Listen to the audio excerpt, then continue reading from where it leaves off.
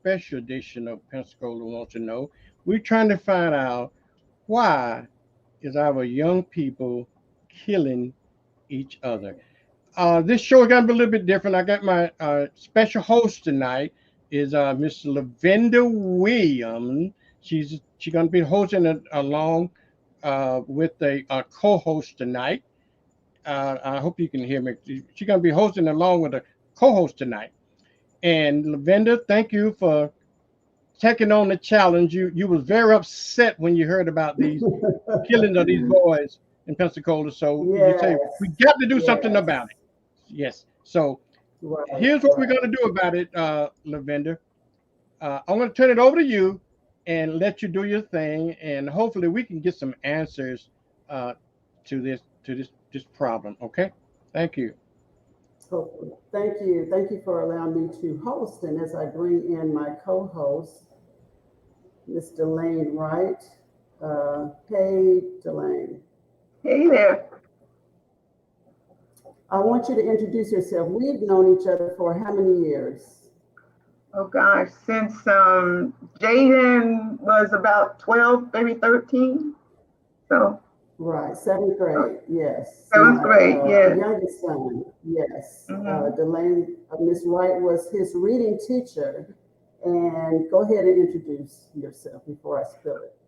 Well, I'm Delane Wright, and I'm an educator. I've been a teacher now for over 15 years, pushing on maybe 20. I don't know, I lost track. I'm a retired Navy hospital corpsman. I'm a mother, I'm a grandmother. I have two grandsons and a granddaughter. So when I heard of yet another fatal shooting, I, like Lavender, became upset and wanted to do something more than say, sorry for your loss and send out some, prayer emojis. I'm sure those things come from the heart, but it's time, try to move the needle a little bit, and want to see what I can do toward that end. And the topic came from a telephone conversation that you and I had together several Yeah. times. And we Hmm. asked Mr. Watson to host this show, host the topic, and we have some other guests with us tonight. And as I bring them on, we are going to allow them to introduce themselves. And first is Police Chief Rando, Pensacola Police Chief Rando. Good evening, everybody. Thank you for having me tonight on this program, and I look forward for a great opportunity to have some discussions and try to develop some solutions and a greater understanding to what's going on and how we can have an impact on reducing gun violence in the community. Too many times, families, neighbors, uh, business, and the community as a whole is affected by these incidents, and the post traumatic stress that it puts on the community as a whole is just horrible.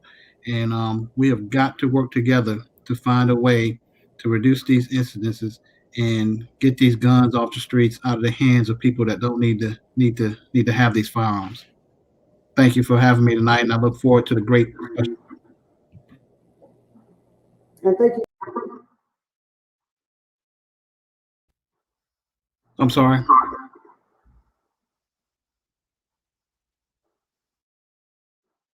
Hmm.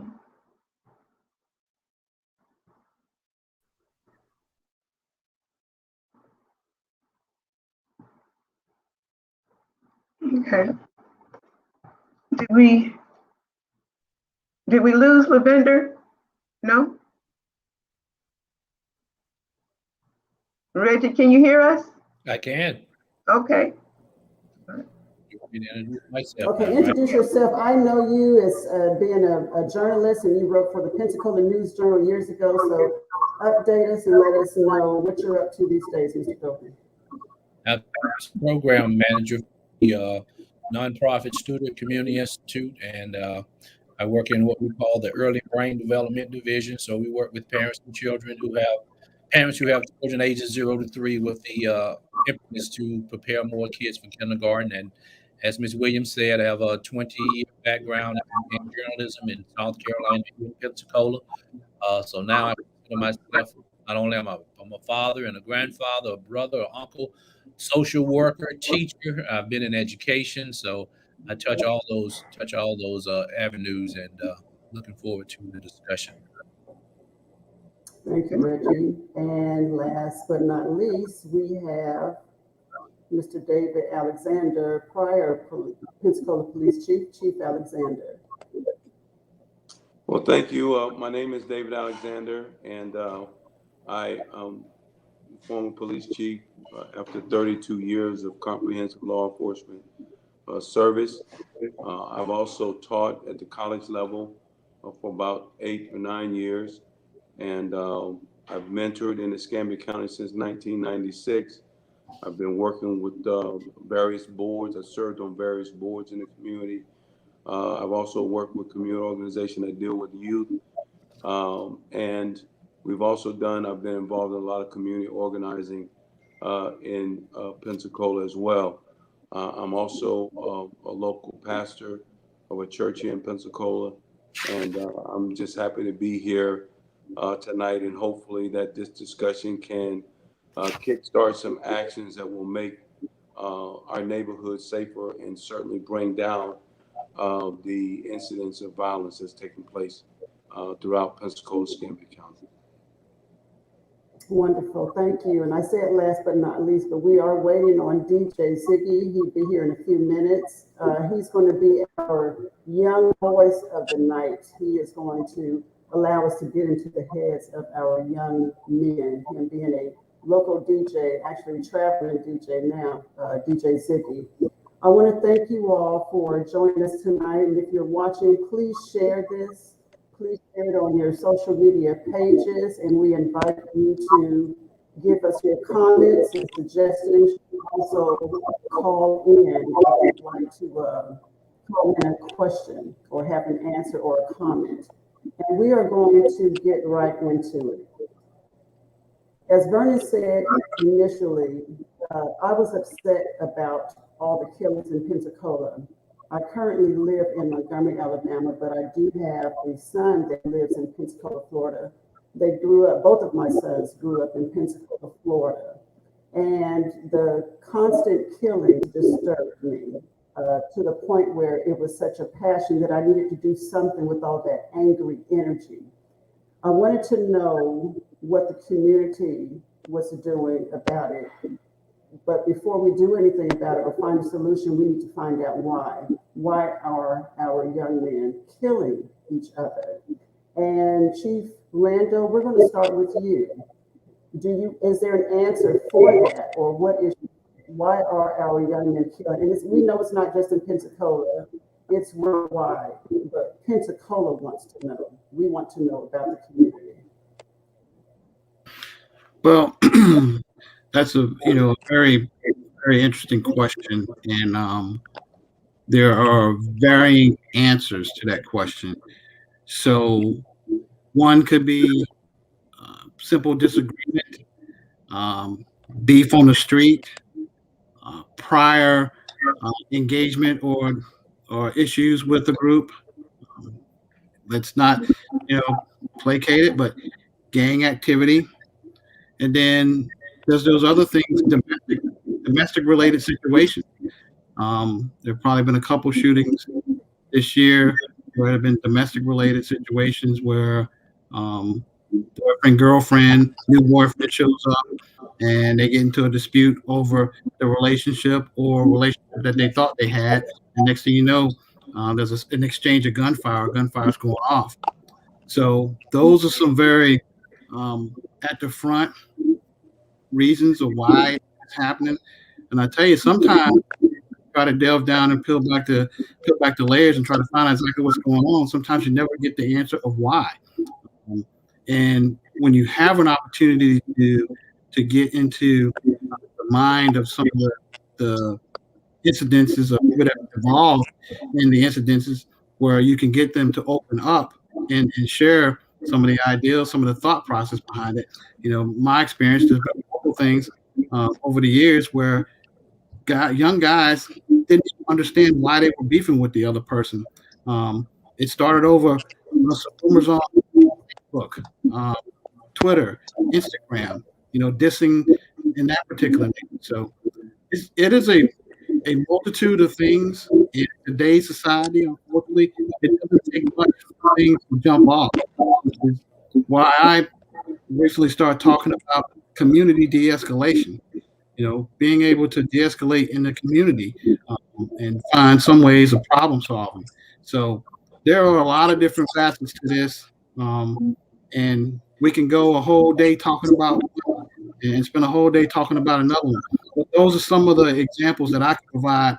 Real world, real life examples of what has happened in the community. Over the last few months and over the last years, and continue to happen. So I hope that was enough to answer your question, but we can go on and on and on about why. But those are some very specific examples. Right. And before I allow someone else to chime in, I want to welcome DJ Ziggy. I know you are busy. Thank you for being our young voice tonight. And I'm going to allow you to introduce yourself to our panel and to our listeners. Okay, yeah. So I go by the name of DJ Ziggy. I'm native to Pensacola, Florida. I work for Quality Control record label, Interscope, Bread Gang, and I travel all over America playing music and doing what I love to do for the most part. And I help manage a nightclub here locally too, downtown Pensacola. Okay, great. We have plenty of questions for you managing a nightclub. So you just stay put. We're coming back to you. Chief Alexander, why don't you chime in and give your take? And we're going to limit our answers to 2 minutes because we have an hour show tonight. What do you think the reason is? Why are our young men killing each other? Well, one of the things is that I believe I agree 100% with what Chief Randall said, but we got to look at how are we resolving conflicts, how are we managing things that could lead to conflicts in our community, and certainly with not being really connected to education, you're going to have poor conflict resolution skills, not having a commitment from community and community committed to helping you. That's going to create a lot of differences of opinions and those opinions of how we should be responding to various things in the world or in our community, in our living areas. And so how young people are responding to their crises, no matter what they are, whether mental health or physical health or employment or dysfunctionality in families, is creating is turning into rages in various ways. And certainly when something happens and you got a lot of things going wrong in your life, it has a lot to do with how you'll see future conflicts. And when you're talking about things that can traumatize people at a younger age, then you get trauma on top of trauma. So there's a lot of things play into it, as Chief Randall said. So you have to be willing to work with people who, number one, knows about these variations of causational uh, of crime, and being willing to work with those who want to do something to solve it. You can't work with everybody because everybody is not committed to resolution. A lot of people want to chime in, have a discussion, but they don't necessarily want to solve the problem. So we want to know what young people want. You got to be willing to listen to young people and listen attentively, and not just preach to them about what you think. What about home life? Reggie, do you think how our young men are raised has any contribution, any influence on why they're killing one another today? Yes. I think we would get everybody to mute when they're not talking. It might cut down some of the what you call that feedback. Uh, so Chief Randall, both police chiefs talked about the impact of person to person, and it's, to me, it's all the way back to our arrival here. So yes, our family structure has a lot to do with it. But I think 3 words came to mind with me, and it was love, hate, and work. Economics. Children, anybody, any man in particular, boys, men who don't have a job, you identify it through what you do. So when I meet someone, the first question someone asks me is, "What do you do?" What do you do is so important. That affects your self worth. Uh, some people blame it on single parents. I don't think single parents is the main issue. Some blame it on the lack of male in the house. That's not the main issue. I think it has a lot to do with lack of having jobs, self worth, because we are people who were brought in from a hostile land, and we had everything taken away from us, and our self worth is determined by who we are and what we do, and until we're able to gain that and get that back, we're going to continue to be misfits or people who have nothing to lose. Someone who has nothing to lose cares nothing about someone else's life. So we have to go all the way back to trying to fix our self-worth, and we do that through education. We do that through dialogue. We do that through reading the James Baldwins and the Malcolm X's, and understanding that yes, we live in a hostile foreign land, but we have to understand that we're going to be here and we have to survive, and we can't continue to kill each other and hurt each other if we want to survive in the United States.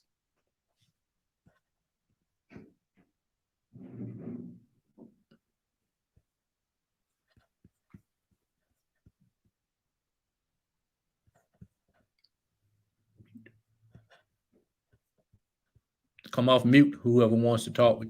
Mute. Can you hear now? Can you hear There me? we go. All right, there we go.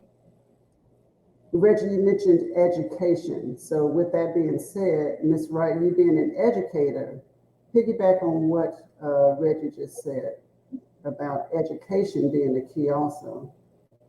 Right. The Department of Justice made a statement. It said the link between academic failure and delinquency, violence, and crime is welded to reading failure. Like 70% of inmates cannot read above the 4th grade level. And so, as Reggie was saying, in America at least, so much of our self-worth tends to come from, what do you do? And then what follows that, people tend to get a lot of their value, their self-worth from that. And so, that's why I became an educator. But what I'm finding is that kids do not seem to want to learn. And I'm at a middle school level, and creating the foundation for becoming lifelong learners happens before their child even enters school in kindergarten. And it has to be sustained at home. So when we're looking at the reasons why violence is such a problem in the Black community, we need to really take a long, hard look at education that happens before children enter school, and then sustaining it at home.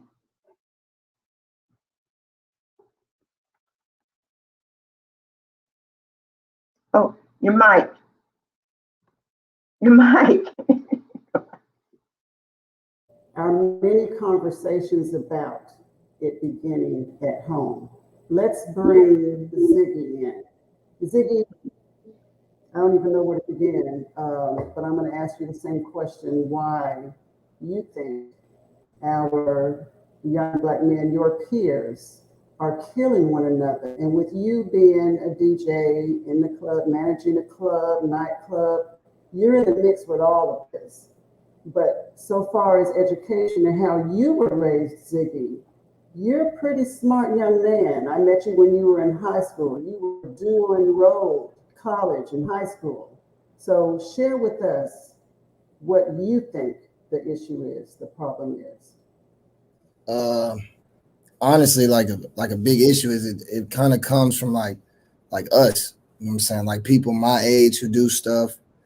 Like the best way I can describe it, like I mean, I'm around a lot of people who are into like different things. You know what I mean? So like my friends who have money, and I'm not saying it's always about the money, but I just feel like a lot of people don't know what living is, though. You know what I'm saying? Like when I was just living here, I ain't know that there was nothing more than Pensacola. I never been past the stoplight before, but the first time I left the city or made some real money and realized that like I actually had a future, I started moving like way different. Like I can't tell you how many times I've been in the club, somebody bump into me, but my homeboys might be ready to do whatever, like fight, whatever, you name it. You know what I'm saying? But I have to be like, nah, bro, it ain't even, you know what I'm saying? It ain't worth it. Like we got too much to live for.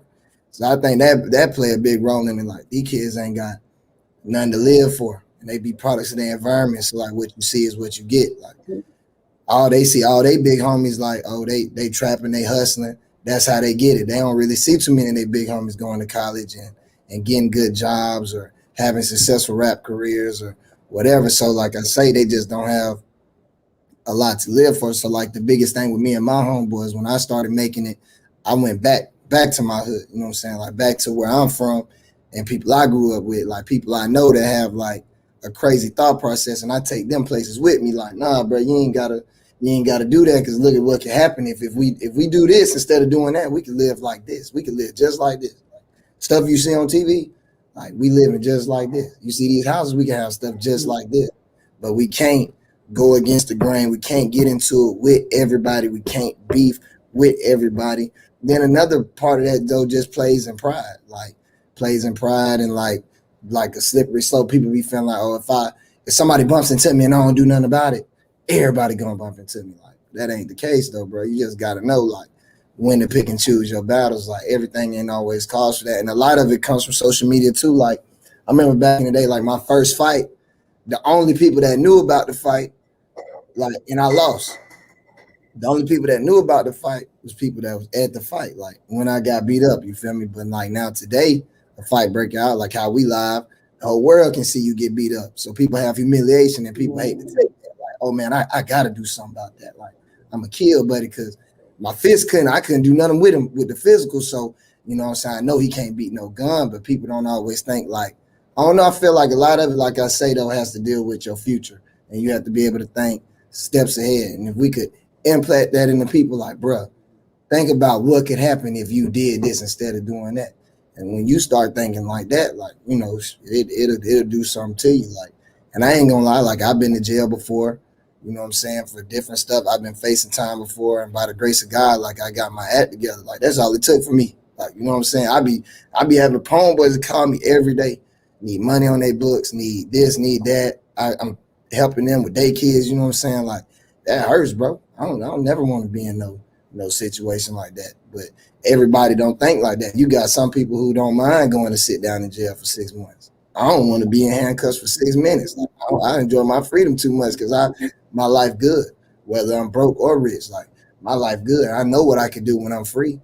I know what I couldn't do when I was locked up for 2 days. I know how much money I lost in 2 days. People trying to hit me, book me, and do all that. Saying, no, I ain't doing none of that. Like people just need more to live for. Like so, I think people, if you have a great opportunity, if you travel, you should take these people with you, show them stuff, and like with the education thing though, I really don't know about that. You know what I mean? Like my mom was a school teacher, so that's kind of like, you know what I'm saying. I just was really too afraid to embarrass her, like, you know what I'm saying, on the school tip. But if we could have more examples to come back here, I feel like that's what it'd be too. Like I know we got a short time, but that would it be too. Like people, it'd be so messed up here when people make it, they don't come back here. You know what I'm saying? Like they don't, like it's so traumatizing, so bad, like they don't come back here. Like and sometimes you can't even blame them. Like me, I come home though, but when I come home, I be on all 10 paying attention. I try to get back my time when I can, you know what I'm saying, to let people know. And that's why when I go places, I be so proud to say, like, well, I'm from Pensacola, I'm from here, even though everybody I'm with, Atlanta, Memphis, LA, New York, these big record labels, like, oh, bro, we never heard of that. Like, but I stand on that because my whole life people been telling me I can't do what I do from here. So I scream every time I go to let people know, and the kids and everybody else from here, like, you can do it. You just gotta stay out of trouble, bro, and keep your focus. Let me ask you something, Ziggy. You mentioned how your homeboys in jail reach out to you. So you have a relationship with them. Yes, ma'am. Relationship relationships are the key, building relationships and meeting our young men where they are. Do you feel like the community and community leaders play a part in meeting our young men where they are? Do you feel like they do that? I mean, I see stuff like this all the time, but like it might have like 10 shares, but you post some bull like you got 300 shares, or like parents will be quick to drop their kids off at a teen party so they can go hang out, do their thing for the night, but won't take them to a youth rally. Like it got to make sense. Like you can't just put all the blame on the kids. Some of these kids have no way, they have no ride, they have no way to do things. Like you have to just set it up like that. So I mean, I don't know what you could do to get their attention, like, but if you could get them all and gather them up. And I think a lot of it too, though, we don't know a lot of, like when I was in school, bro, so many people used to come to me, but they would be talking so like high up or proper, they couldn't really reach me. So I be feeling like they need somebody who's a reflection of them. Like, oh man, this man from the hood. Like, bro used to live in the projects. Like, oh, this ain't just no, you know what I'm saying? Somebody who had it made or they suburb, whatever. If you see somebody who like I can relate to you, like it'd be hard for me to even to this day talk to people who like, how you gonna tell me about this and that? You don't even look like you. The way you talk, like people could just keep it real and keep it funky. Like just be all the way genuine yourself. Like how I talk, I use slang, I use everything. Like I know I ain't perfect, but I feel like that would be a good help. Like just a reflection of what they see and who they be around day to day and who talk like them, who look like them, who dress like them. They have somebody like that talking to them that might help them out even more. So before I go to our panel members, do you think, Ziggy, that this panel is able to reach? Do you think this panel would even be productive in what we're talking about? Because you're saying we have to be in a position to relate to them. Like I don't know everyone's background here. Like I've done like a little research before just in the group chat, and like some of the names are like familiar, but just off the rip, like on this live alone, you have two law enforcement on here. People already have a bad disconnect with that off the top. So when if an officer come around, you know, nobody want to talk. I'm quiet. I don't want to. I ain't got nothing to say. You know what I'm saying? Like they look at it like that, like they scared, like me. You know what I'm saying? Not only the PPD, but the sheriff's office. Just for me doing events, I built. Even though I've had my run-ins with them, I built a great relationship with them for when I need off-duty officers to work my events. Or when I do a club, I prefer to have an officer in the parking lot because I don't know. I just feel like a presence alone keep people from doing stuff. Like if I ever thought about doing something crazy, I see the police, I'm like, oh no, I ain't on that. I have to catch him another time. Like, but people just, I don't know. They could listen to y'all if they knew where y'all come from. You know what I mean? Like if they knew, oh, okay, David used to be like me. Mr. Alexander used to be like me. His life was like, dang. And now, but look at what he doing though. Like, you know what I'm saying? People got to know your background. It's hard to just believe somebody and be like, man, they know your background. They more like feeble to you and accepting to you. I feel. But I say we could at least try. I don't know if it would be effective. Right. Try to, and then you go from there, trial and error. Can I pipe in just Randall, quickly? go ahead.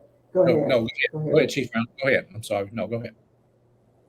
I was going to ask Chief Randall, after hearing Ziggy's response of just seeing the uniform and the ability or the need to build relationships on their level, what do you have to, what is your response to that? Well, we have a lot of work to do in law enforcement, and each and every day we got to work harder than the previous day to continue to build relationships, especially with the youth, youth in the community centers, youth at the schools, the SROs, and even leadership in law enforcement. So, one of the biggest challenge, I challenge my folks is each and every day, ask yourself, what have you done, no matter how big or how small, to make the community a better place, and use every opportunity to get out and be engaging with citizens of the community, because it shouldn't be the first time that you interact with a police officer. It shouldn't be a call for service. There's plenty of opportunities, when you go in the store, when you're out walking your beat, when you're doing other things, even when you're off duty. working with youth sports, mentoring, and doing things of that nature. So every opportunity that we get as law enforcement should be utilized to build relationships. And I tell you, unfortunately, we wear a uniform. We're one of the most visible form of government, but each and every one of us are human, just like everybody else. And a lot of times we don't tell our stories. And sometimes that's bad. But there's some amazing stories that come from police officers. We all don't didn't grow up with the golden spoon. Many of us had to scratch our way through school. You know, fall down, get up, make mistakes, get back on the right track, and do some things. It's not easy, and I think we need to do more of that.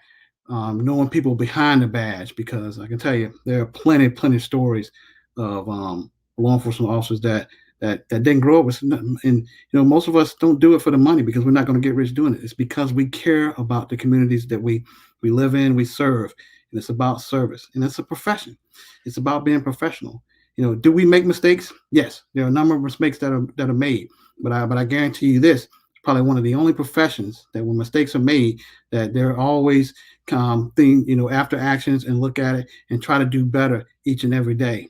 But trying to relate is very, very important, very important. And I appreciate all the comments from DJ Ziggy. We come from two different time zones. I grew up in Pensacola in the 1980s and in the early 1990s when I left after I graduated high school. Unfortunately, fortunately, I joined the military. I'm all about service. When I was in high school and in elementary school, I played little league football. So I grew up with some of the people that made it pretty well and left Pensacola and come back and do things from time to time.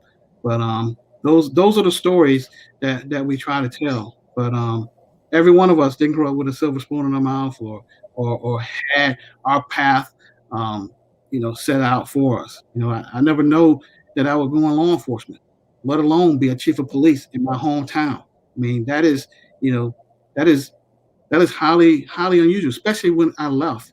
I've been gone 30 years, you know, but to come back in the capacity that I have and try to make a difference, to try to show, young black males. I left Pensacola at 18 years old. And I tell you this, I was a teenage parent.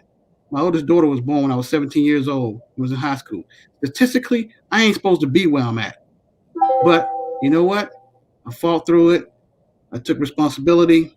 And me and my wife be married 30 years next month. So I take pride in that. So, but you know what? You got to put the work in. You've got to put the work in. Chief Randall, you said quite a few things there, and most of what you know, Pensacola does not know about you. And you're right, the first meeting of law enforcement should not be a service call. However, it usually is. Reggie, you wanted to chime in.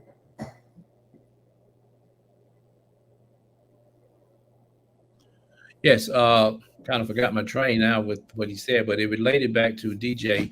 He said that two things. He said one, his mother was an educator, and two, he didn't want to go to jail. But he also mentioned Chief, the two police officers being here, and it's a two-edged sword because the black communities had an adversarial relationship with police, but on the other hand, it's good for young black men to see two black men who have achieved the highest level in the police department because we don't have those role models enough in our community.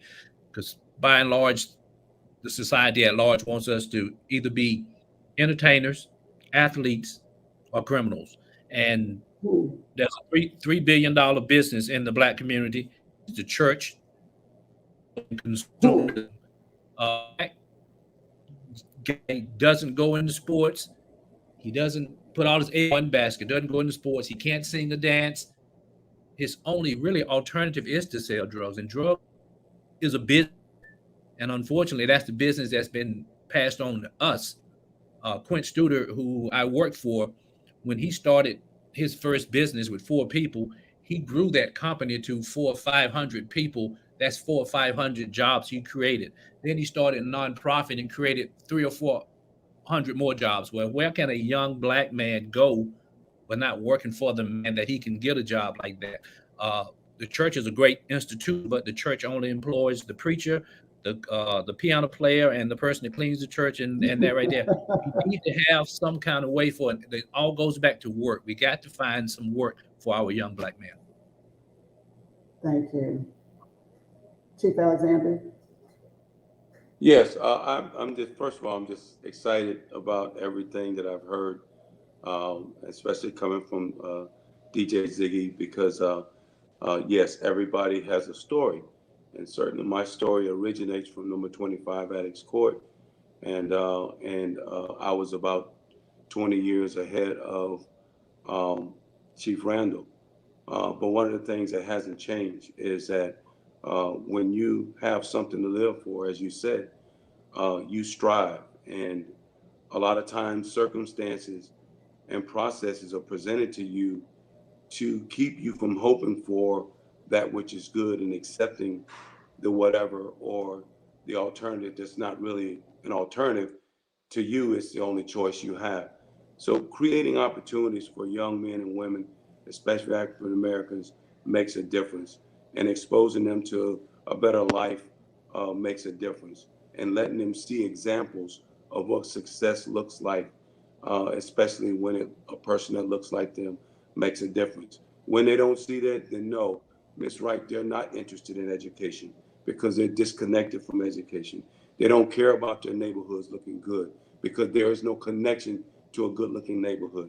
They don't care about the family values that we try to impress upon them because they have no family values to connect to. But when you create those opportunities for families outside of families, you'll find out that we're not the only two stories of success. There are stories all over this town where people have come out of the projects and have done exceptionally well, and they're leaving inheritances for their children. They're able to live, provide opportunities for their children to live better. But it all goes back to trusting relationships, and that's something that's very important. The pressure to resolve conflicts, even at a business level, it goes back to how well do you get along with others? Can you work with others? And one thing I can tell you in my 32 years career, I've learned how to reach out to young people. You got to spend more time listening and then let them know where you came from. How did you get where you are? How do you get what you have? And so those are connecting pieces. And when they start to understand that this is something to help them and they can see the possibilities, you're going to find there are more children that's going to jump in line for those possibilities because they're already tired of seeing the same old, same old. You know, they're tired of seeing their cousins, their brothers. Sometimes they're seeing their fathers and mothers going to jail time after time. They want to see something that gives them hope for a better future. And we do have those examples here. We do have here what works. But unfortunately, what works doesn't always get the same play as what's entertaining and what's soothing politically. We got to take this kind of stuff out of the hands of politicians and make them respond to what's going on versus we having to plead with them to hear us and respond to us. And so what I'm finding out nowadays, you got to work with people who are willing to work. And that's one of the things I'll tell you.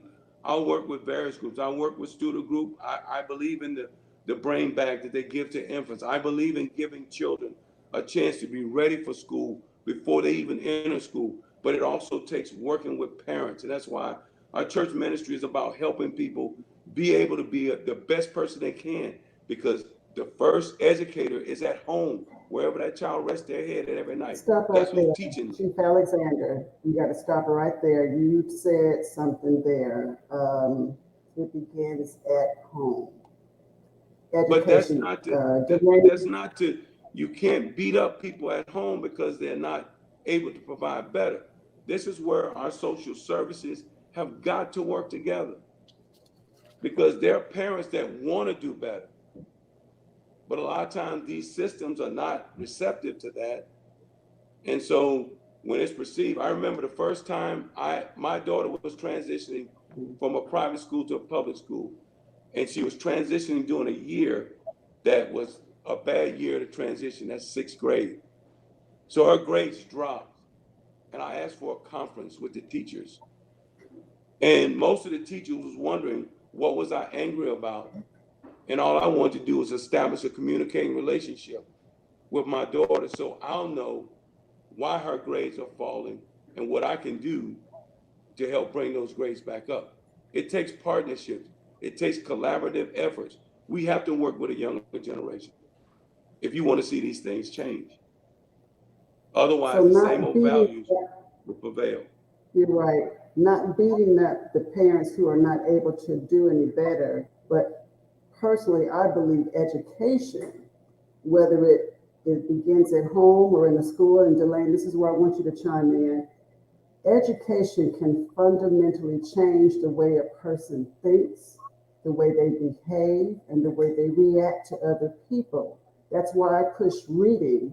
So back to the topic, why our men are killing each other. I believe it begins with education, whether you just pick up a book or you get formal education. But reading and education changes the way you think and behave and react to people. Most of our young black men, most of our young children don't understand the benefits that picking up a book and reading it will do to the brain. So, Delane, let's talk about that because I know you have a lot to say when it comes to parents being involved and their lack of involvement in a child's education. But what is your response to that?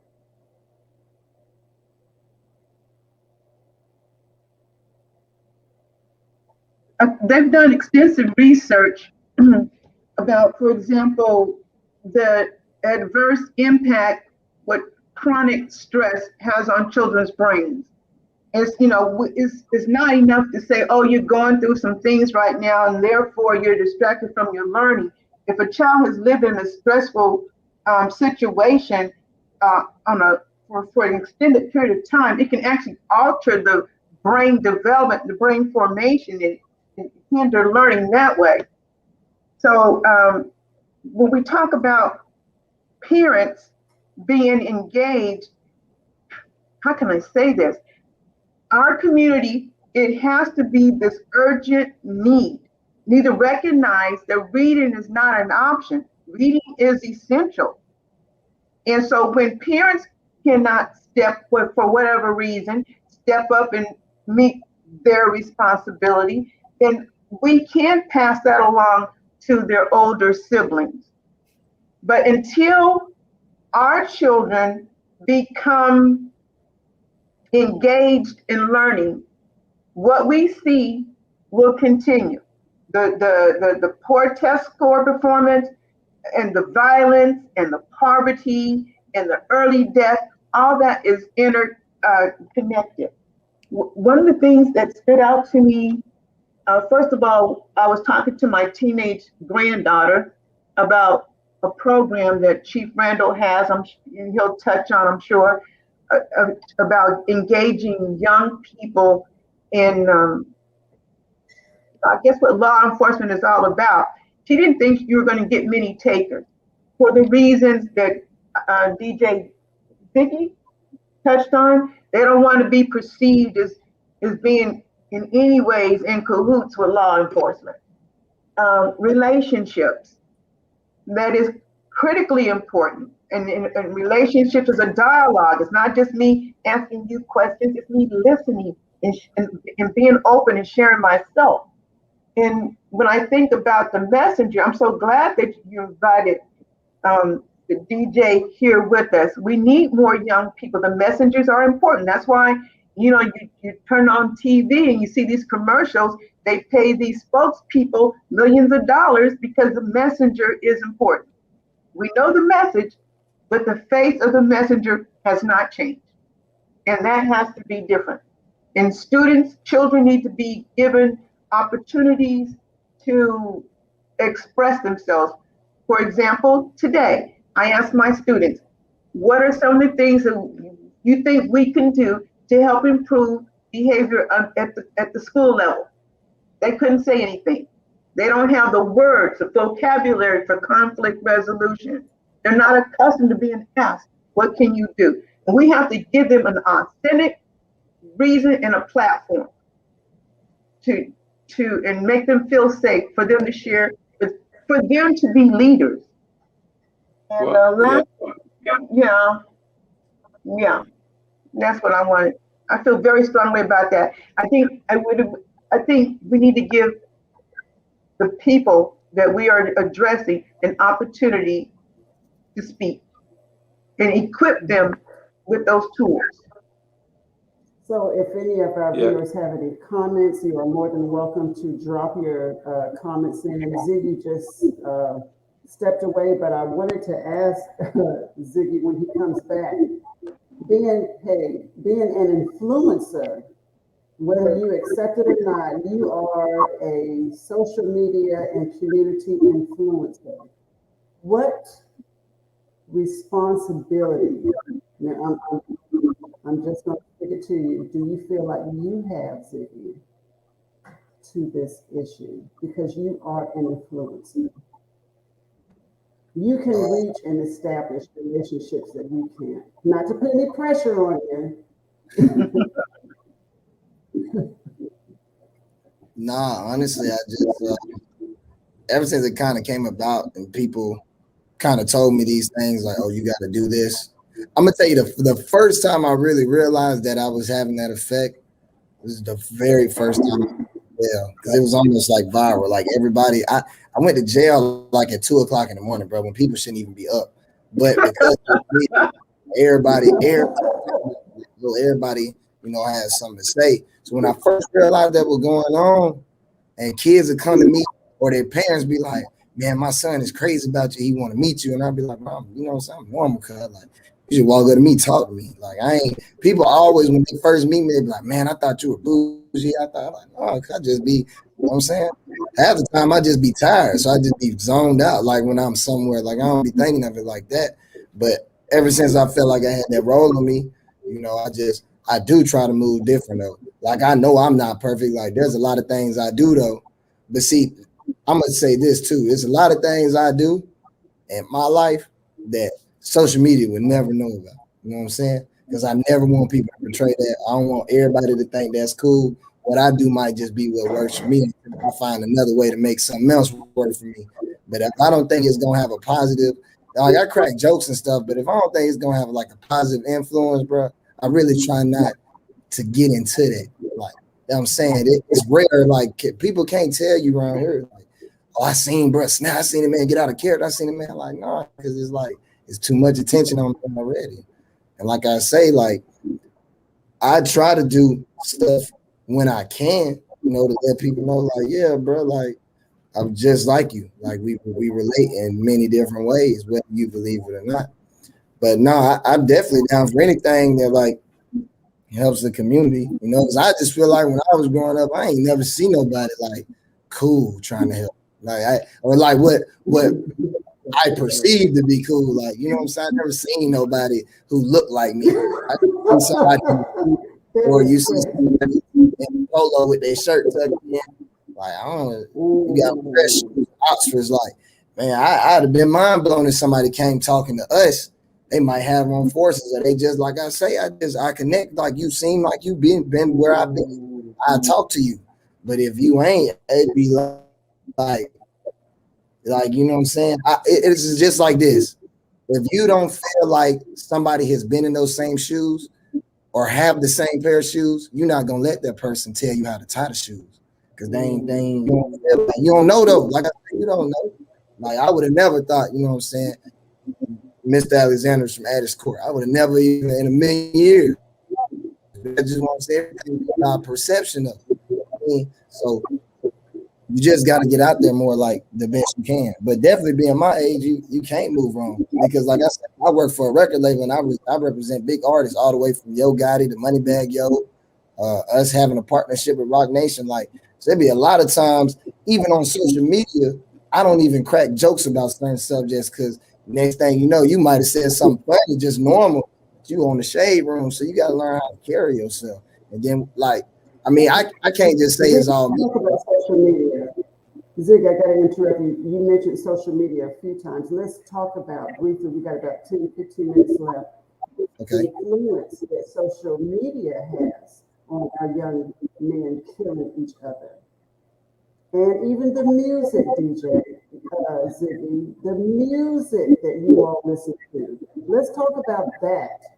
Social media and music. I Come got on, you. DJ Ziggy. Like I say, it's really crazy though, because one of the most recent things I've seen that really blew me is everybody was on the baby's case about him talking uh about gay people, their community and stuff. Like they had such a huge issue with it. They have such a huge issue with it. Like, man, I done heard this man rap 50 times about shooting somebody in the head, but nobody had a problem with that though. You know what I'm saying? Like, you really got to put the emphasis on everything, like everything. Period. But social media do play a big part because you know why? You can be whoever you want to be on the internet. That would be so crazy about it. Like with me, that's what blow me because I see people post stuff and I'll be like, bro, I know you in real life. That's cap. If anybody on here don't know what cap means, that means that's a lie. That's false. You nothing like that. But that's why people be so big in the and I can be social media, be a killer, be the biggest boy on social. I can be all this on social media. Like when people be just perceiving themselves, people might they might think like if strangers think I'm a killer, respect me. If you want respect, you might do things to get respect. You might have a girl who feel like, oh, if I post this XYZ picture, more men will be attracted to me because they want a man attention, so they do things like that. Yeah, social media do play a big part. You see it every day. Like you're gonna see that every day. Like to be honest, the type of person I am, I wouldn't even have social media if I didn't get paid off social media. That's how a lot of people book me. So I be in tune with social media, but really I have the stuff I see be like, it's crazy. Like this is ridiculous. I just get off my phone and go do something else because I be in tune with my real life and my children and what I have going on. Because if the internet didn't exist, you wouldn't know a lot. You really wouldn't know a lot about what you think you know about somebody. You know what I mean? And with the music though, I mean, I don't know. That's just what sells. Like, you know what I'm saying? That's just what sells. So I think that's why people still be putting emphasis on that. I'm going to say something. When you said about when the baby, whoever that is, said something about gay people in the house that blew up. It's because they have they're a big community. They introduce multi-millions of billions of dollars into the community. But when it comes to our community, the reason it seems that the only time killing a black person matters is if a cop does it. But if a black man kills a black man or a black man kills a black woman, it's not newsworthy. And that's the part I think that got us involved in this from the beginning. It's like, where is the outrage? That's the part that's disgusting to me. But the only time you can get upset about a black person being killed is if a police officer does it. That's not acceptable. And DJs, I don't, one of the things you did, I saw you posted a picture of yourself and your little shorty on his birthday. That's beautiful. That is huge. You are a man who is attending to the needs of his son. I have a book I want to give you. I need to, or you can send me your mailing address. Yes, ma'am. So we need to, here's this father-son relationship that needs to be expanded upon. That's what's missing in our community. Kids on daddies just hit it. And then I made a comment to the vendor today that I said that I would not say. I guarantee I'm still not going to say it. But it's about the importance of choosing. You can't just blame fathers for not being there. You need to also ask young women, well, why did you choose this person to be a father in the first place? So share responsibility. And I'm leaving this, and I'm not even, no, we didn't even touch on what we wanted to touch on. But we're going to have a part two. We're going to have a part two. I would like to bring some teenagers with us, maybe.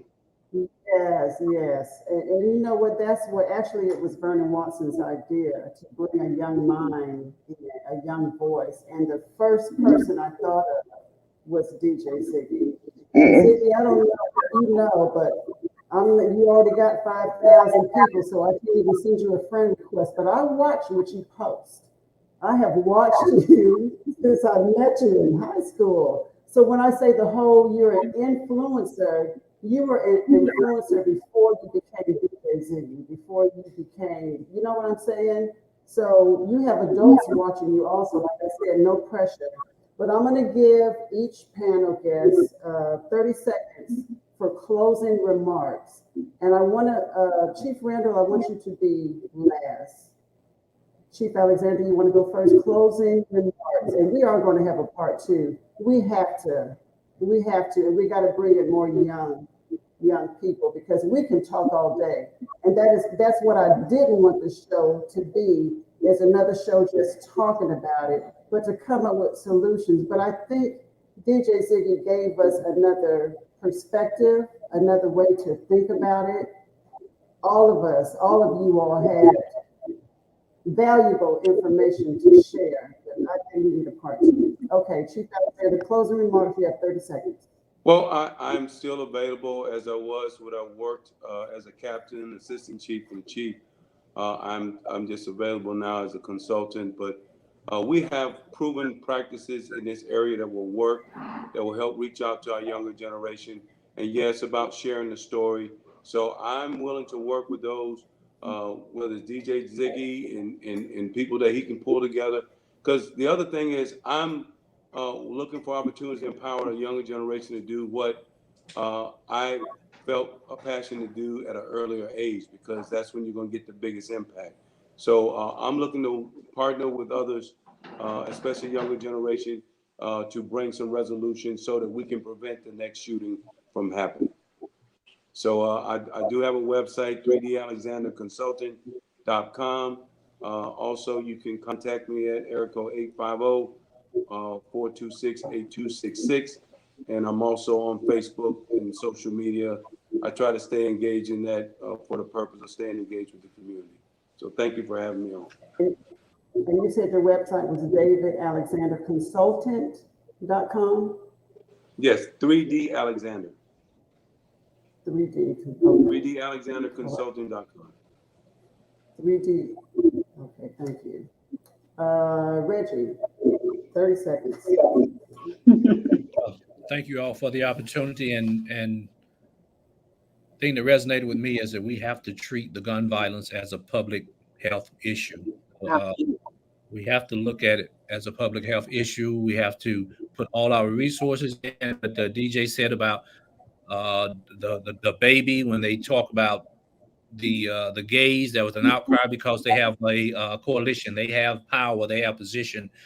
We don't have that. We need to get that. And then secondly, we have to focus on two things: education and economics. Education, 80% of a child developed by the age of 3. We have to get parents to understand the importance of reading, talking, engaging with their child early and often. But education will drive the economics. And until we can fix that, where 50% of our kids are dropping out of school and they have no opportunity to get viable income, we're going to continue to have gun violence, drug usage, and teenage pregnancy. So education, economics, education, economics. Thank you. And I'm all for education. Okay, Delane? I'm so glad that our casual conversation led to this, and I look forward to having another opportunity for us to get together and share. And I heard, like your mayor said, intentional conversation, not just another opportunity to vent, but to have conversation that leads to something. And during the course of this evening, I pray that somebody heard something from somebody that moved them in their heart. They want to do something, just to reach out, let us know, and we can follow up. And I represent myself. I don't represent the school district, just myself. Make that clear. But thank you. Thank you, Jay.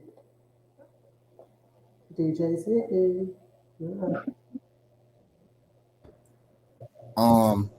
Yes, for my closing remarks, just like after hearing everything y'all said too, though,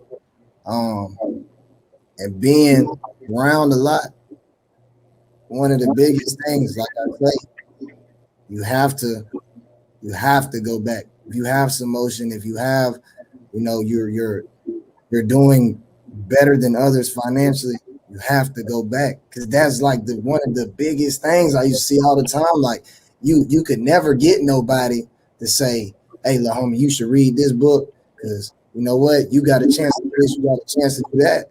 Like, or I ain't never had nobody just off the rip come to me like, "Man, you want to make some money, you want a job and make money the right way." I done had plenty of homies. I done seen my people around me that do this and make me get from around them. Like somebody be quick, like the gun violence. It's so easy to get a gun right now. Like right now, if I can make 2 phone calls and have this table in front of me full of firearms. I promise, because it's just that easy. For one, we got to get that to stop being so accessible. If you got access to the pistols, realize what you got going on, bro. Like just realize what you got going on. Like I get it. What I know what's going on out in the streets and all that, but you should be more willing to give your little homie or little buddy from your neighborhood, this little crash dummy who obviously ain't got no sense, some advice or a job before you willing to just give him drugs or give him a gun. That'd be the biggest thing. I see it all the time, bro. All the time. You don't never really see nobody say, "Hey, cuz, let's grab that football. Let's work on drills." But if anything come in heat of the moment or somebody, they know the kids be easily influenced. That's why they're giving the kids the gun. The kids ain't thinking 5 years ahead, but the adult is. But they'll be like this: "Hey, little bro, I give you $500. Go over here and shoot this house up." It's easy, ain't it? It don't take rocket science to shoot. That's easy. That's too easy. You see news people things all the time with toddlers killing parents on accident. Like that's how easy it is to kill somebody, bro. But you have to go show them like, nah, pause, hold up.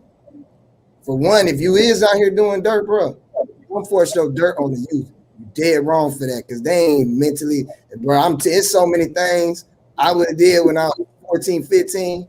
I'd be looking at myself now like, boy, I'm glad I ain't do that. I was like, you ain't have no understanding for it. So that's like a big one.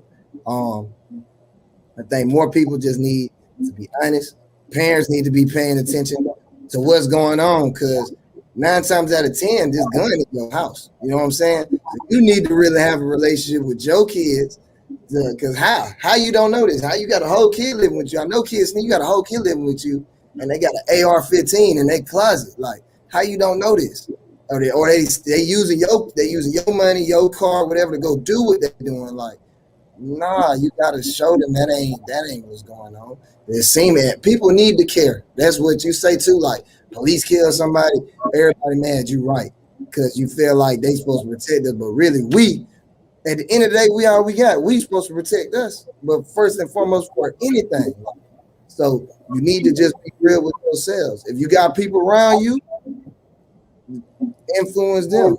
If you see other people around, they be around it ain't nothing to step to them. Because I know we only had 30 seconds, but anybody that's around you that look up whatever going on, bro, keep it good for them, please. Like, because I got so many young dudes be around me, they always think, "Oh, man, you always on my case, you always fussing on me." It don't be that. I don't be wanting you to go through nothing that like I just told you, that hurt my heart. My homeboy has to call me and get permission to call me. Somebody I grew up with that I love. This man can't go to no shows with me. He can't go to arenas with me, the student. And life good right now. Had somebody been around him and was able to brother be sort of like, man, we be living great right now. And he regret this every day. He got a kid out here. He can't go to his kid football game. That's why it be so important to me. People have all these freedoms and all these resources. Use your resources. And folks be feeling like they don't want to use it away from you. Now they want to do good. Oh, now, man, I should have went to school, bro. I should have been no dropout, bro. I should have did it. You need to have that. We need to find a way to implement that, to be giving folks a future and having a foreseeable future, and just presenting them with opportunities. And I know we got educators on here, but I will also say this: it doesn't have to. Education does play a major part, but we have to show them other resources too, like my man said with economics. Because you got people who have great lives that didn't go to school, they truck drivers. We got just any opportunity we can show you, period, that you can provide for yourself take care of your family, and stay from behind bars. And we need to write down a list of things you can do and put that out there and start making programs or whatever we can do to get these folks involved quick from the youngest age, and stick with it. That's the only way. That's like my remarks on that. And that's May I interject? a young age. And education doesn't necessarily have to be formal. Let me make that clear, because I went to college for a year and a half and it wasn't for me. It wasn't for me. But I was raised to read books. So you can get a whole different type of education just by reading. A lot of our young men can't afford college, but they can pick up a book. Go ahead, Delaney. I was going to say, my daughter, she drove 18-wheeler. I was so proud of her to see this beautiful black woman with her high heels step out of 18-wheeler. But she had the training. She didn't just step into a truck. So we have to reframe, what education is. Right. So education, it can look like whatever you go through to become a truck driver, but education is critical to any level. DJ, you education. You can't just show up and do what you do. You have to train. Not all right. I'm just saying, like you said, I guess show them not just the school way, but just yes. Education. Agreed. Informal. Yes. Okay. Yes. But so you need to give me. Say it again, Delaney. I'm just saying, no, he has to give me his mailing address, text it to me or something, so that I can send him this book for his little shorty who celebrated his birthday. Cool. I got you. Okay. Wonderful. And thank you for those comments, your closing remarks, Ziggy. And I know I put you on the spot several times tonight, but we appreciate you and your thought process and how you enlightened the older minds. And again, if I hadn't thanked you before, you thought my son had a DJ. So thank you for that, educator. Okay. All right. Police Chief Randall, closing remarks. I don't know if we can invite you back, since Ziggy said you might have been a deterrent for our viewers tonight. But Look, me and Ziggy gonna have to talk offline. He can't be clapping my style. We're gonna have to see each other. So great opportunity to be here tonight. Wonderful panel. Very, very, very informative discussion. Nice pointed question. The question I would ask, where do we go from here? And I think the challenge I pose to everybody is, like I challenge to myself and others, what are you doing? What did you do today? What will you do tomorrow? What will you do the day after tomorrow for the betterment of our community? And one of the things that we've talked about over and over again was making sure we connect with the youth. So one of the things at the police department that we're gonna pilot this year, and with the relationship that's built with our school resource officers, is working with each high school, EHS and Washington High School and Workman Middle, and working with the youth in there and creating opportunities for the youth to have an audience, not only with the police, but the audience with the police chief, and advise me on matters in their specific communities, in their lives, their situations, and how we can work together and create opportunities for the youth to lead some of the challenges, some of the problem solving in the communities. One of the things that, an idea that comes to mind is having probably later on in the year a poetry slam where kids can get together and express their thoughts and beliefs through poetry. So, that's been very, very successful. But giving youth the voice, I think our kids, our youth are the key to a lot of the things that we experience, and being able to have that opportunity to shed light on it and being valued at the level that we are. I think it'll be groundbreaking.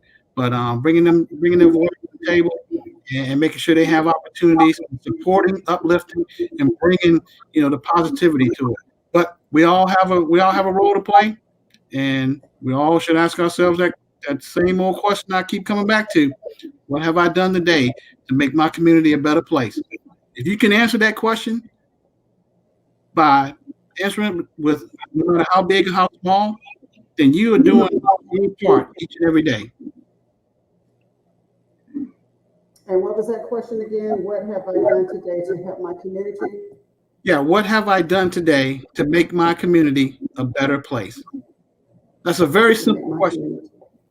And no matter how big or how small, I think we will start to see some changes, one, in our own lives as we look in the mirror and being the better version, being the best version of ourselves each day. And that will replicate to others around us. The culture of positivity. Thank you. Thank you, everyone, for your closing remarks. Thank you for your time this evening. Thank you for your input. Like I said, maybe a part two, but let's remember the question. This will also be replayed. And forgive me, I'm not a computer techie and all that. I didn't post the link of where people can view it, but I hope it's on you all's pages. I hope you shared it, but I will be replaying it and putting the link to share. It'll be, Zig, you have something? Yes, I wanted to say that because I couldn't find the link at first, and then I realized what the problem was. And I just you can do it on separate posts. Like my page is open to the public, so you could be from Wichita, wherever, and click on my page and see everything. But I couldn't see this this broadcast until I became your friend. Like I had to accept your friend request to see it because it was only Really? yes, yep, ma'am. Yes, ma'am. Just wanted to put that out there. Next time we have to have it to where it's to the public, so when people do share it, it can go ahead and build the audience that we need, that we can see more questions. I think that's why, because I know when I clicked on it, it had 4 views, but when I went to Mr. Alexander's page and he shared it, but it said content unavailable. I had to go to your page, accept your friend request, then I could see the actual broadcast. So it just has to be, you have to just hit the send thing on there. You just make it public. Everyone can view it to the public. Okay, so see, that's where you come in. That's where you come in. But I am going to make it. I'm going to figure it out. I'm going to figure it out. And Vernon Watson, this is his show, Pensacola Wants to Know. It is on his page. Vernon, where are you? Can I bring you on as we close? I'm bringing Vernon on.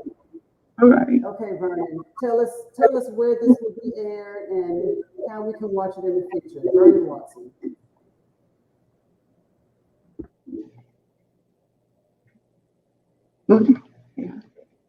We can't hear you. We can't hear you. Unmute. Go ahead, let me unmute. Hang on. Okay, go ahead, Vernon. Gotcha. Let me get the mute button. Let me hit the mute button, okay? Okay. All right. Can you hear me now? Yes. Yes. Okay. Well, thank you, Reginald, for that, because we get lesson learned tonight. Because when we get these, what I call the Zoom type meetings, we really have to educate people on how to do this a little bit. But the next time we do it, we're going to use headphones and use the mute because it's eliminate the feedback into it. But I thank y'all for coming on for this program because I think it is very important that we get the information out about what's happening in our community. Everybody knows what's happening, but nobody knows what causing it and what can we do about it. And I was listening to the radio today that somebody was on the radio saying that, well, I heard that Vernon Lavender is planning this show about what to do about these young men killing each other. And one suggestion that, well, maybe they should invite somebody that's been incarcerated for the same reason, and maybe they can give us a little more insight on why, the mindset. And Ziggy he has some very important information on him, and I invite young and old to listen to him because of why people do what they do. One of the things he thinks that resonated with me tonight that I just really hadn't thought about. Pay these young and dumb children $500 to go around and shoot up, and they're not thinking. They can't think, see how far ahead of them, and they run their own lives for an instant of gratification, of money, or whatever they think it is, whatever it's gonna hurt. But we're gonna have to do this a lot more often And until we can see we can make a difference here in this community, because it's just unconscionable to think about how these young people, young talented people, just losing their lives over nothing. And so we got to do something about it. And Levin and I were talking about it. She was very upset about it. She said, Vernon, we're gonna have to do something about this. We're gonna have to do something. And I said, well, okay, well, we can do what we can do. We got a platform, and let's start with our platform, and maybe make a difference. Some people say, well, it might not, but you know that old saying about the man was throwing that one grain of sand in the ocean, and then somebody asked you, does it make a difference? Well, that sand did. So we got to continue throwing that sand or grain into the ocean until maybe collectively it may make a difference. So, but I thank you guys and ladies for coming on tonight. And Lavenda, you schedule another one. So one I got question, a Vernon, whole, where can we watch it? Where can people see it at? That's the okay. Number one, you can. It is airing as I speak on WBQP TV 12.1. You can see it on my YouTube channel when we finish here at any time. Just go to WBQP TV YouTube and ask them to subscribe, and you can see it there. You can see it on the Facebook page. It's streaming live on WBQP Live Facebook page and so forth. So, So I can get the but I will link from re-air it your again. page, download it, Yes. and okay, okay, Mhm. Yes. okay. I'll make So sure that you was a all long get the answer for link. your When I question, get it Dr. up, Bender. I'll tag you. Okay, Okay. are we And then finished? and then Okay. and then if you can ask people to share it, and just like Ziggy said, and then invite them to be your friends so they can see it. So Ziggy, I'm your friend now, right? The friends, I got it. I accepted it. I All really don't. right. So many, so many. I don't be seeing until somebody says something, and I have to go back and click. Okay. All right, so that is it for tonight. I will find the link and share and tag you all when we replay it. And thank you again. You guys have a good evening. Thank you. Bye-bye.